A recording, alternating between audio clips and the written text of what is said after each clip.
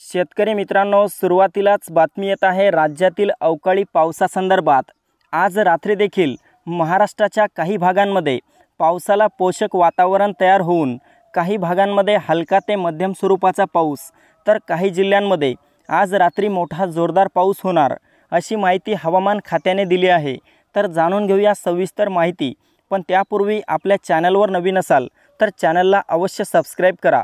तर मित्रांनो, सुरुवातीला मध्य महाराष्ट्रात पाहिले असता पुणे, सातारा, सांगली, कोल्हापूर, सोलापूर, पंढरपूर आणि अहमदनगरच्या सर्वच परिसरामध्ये ढगाळ वातावरणासह हलक्या ते मध्यम पावसाचा इशारा हवामान खात्याने दिलेला आहे। तसेच मराठवाड्यातील नांदेड, हिंगोली, परभणी, बीड, लातूर, धाराशिव, छत्रपती संभाजीनगर आणि जालन्याच्या परिसरात देखील मध्यरात्रीच्या दरम्यान ढगाळ वातावरण निर्माण होईल। काही भागात वादळी वारे देखील पाहायला मिळतील आणि काही परिसरात या दरम्यान हलका ते मध्यम पाऊस झालेला पाहायला मिळू शकतो।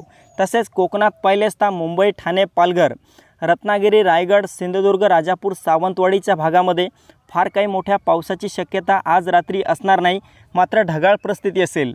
तसेच उत्तर महाराष्ट्रातील नाशिक, मालेगाव, नंदुरबार, धुळे, जळगाव, चाळीसगाव, मनमाडच्या भागात देखील मध्यरात्रीनंतर ढगाळ वातावरणासह काही परिसराला हलक्या सरींचा इशारा देण्यात आलेला आहे।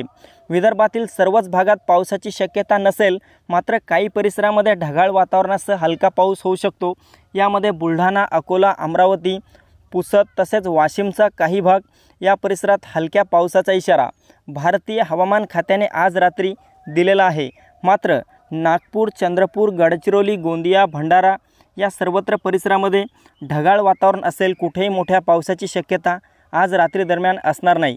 तर मित्रांनो, ही होती हवामानाची छोटीशी अपडेट। आपल्याबरोबरच इतरांना पण शेअर करा, व्हिडिओला लाईक, चॅनलला सबस्क्राइब करा। धन्यवाद।